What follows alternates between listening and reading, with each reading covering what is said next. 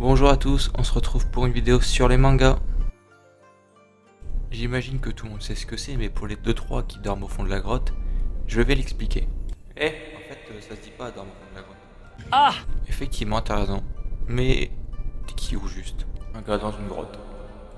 Ok. Tout d'abord, il faut savoir que le manga c'est un phénomène lié à la culture japonaise. C'est une forme de roman illustré avec un style graphique unique. Bon, pour faire plus simple, si vous voulez, c'est une BD quoi. La seule différence, c'est que là, au lieu de commencer par le début, tu commences par la fin.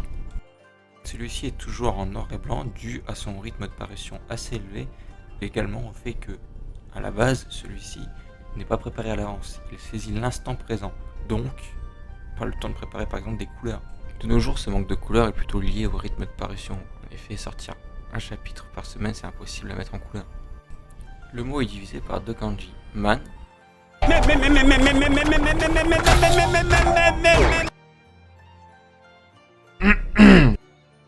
et ga. Le man qui signifie divertissant ou exagéré peut aussi être interprété comme caricature.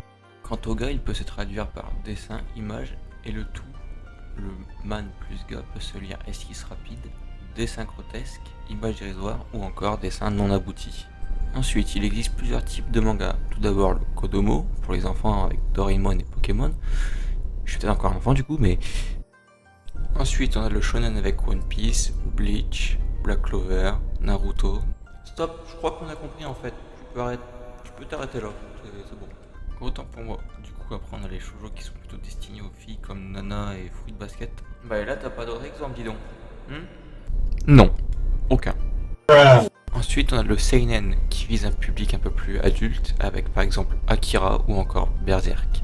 Ensuite vient la partie préférée de certaines personnes, le hentai, dont je tairai les exemples, pour des raisons de bienséance tout simplement, bonne de dégueulasse.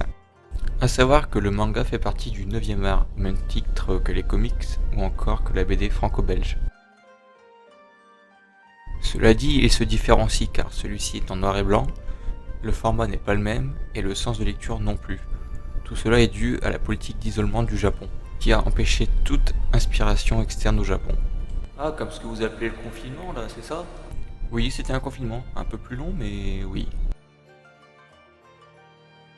On arrive enfin au premier trace du manga qui se situe au 8e siècle, à l'époque Nara, plus précisément entre 710 et 794.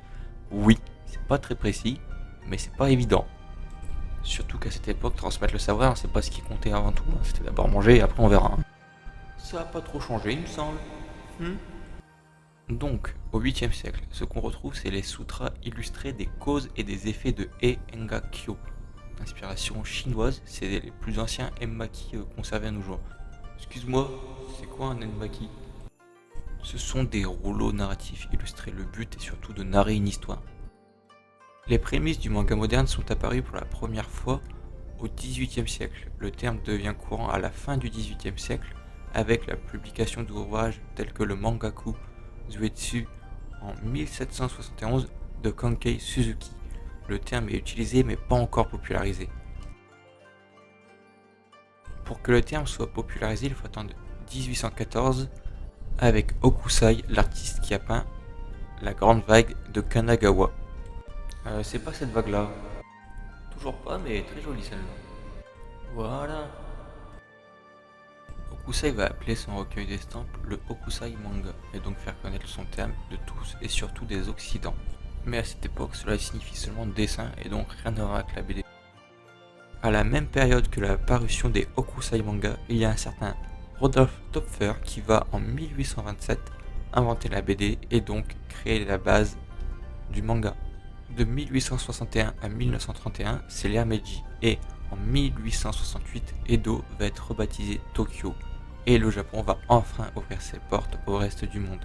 On est donc en pleine révolution industrielle. En 1861, le Britannique Charles Wirgam s'installe à Yokohama et publie le premier magazine du Japon, le Japan Punch, un mensuel publié de 1862 à 1887, un magazine humoristique voire satirique, qui est illustré de caricatures. Wagman fait partie de ces 3 Européens qui ont influencé l'avenir de la bande dessinée et du manga. Autre caricaturiste, le français Georges Ferdinand Bigot, qui arrive à Yokohama en 1882 Il enseigne les techniques occidentales du dessin et de l'aquarelle à l'école militaire de sa ville. En parallèle, il publie des caricatures dans des journaux locaux et en 1887, il crée lui aussi une revue satirique nommée Tobae alors que Bergman arrête la sienne. Les Japonais vont donc être inspirés par ce nouveau style occidental.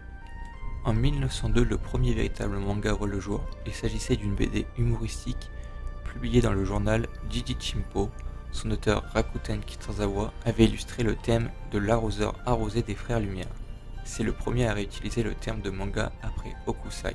A l'aide de l'éditeur Kondonsha, il va créer le terme shonen avec le shonen Kurabu en 1914. Un petit instant kiff pour fêter ça?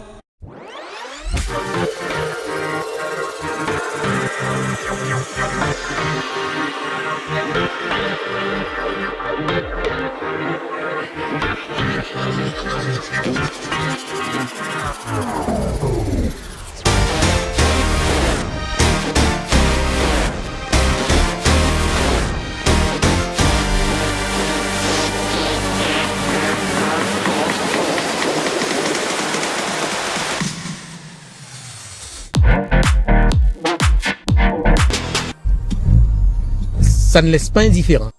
Puis le shoujo avec le shoujo Kurabu en 1923. On se rapproche donc du manga moderne. Les comics sont désormais introduits au Japon et donc l'utilisation de phylactères devient commune. Le premier à généraliser son emploi est Katsuichi Kabashima qui dessine les aventures de Shoshan en 1923. Puis la guerre stoppa la progression du manga et les personnages de fiction seront réduits à de la propagande.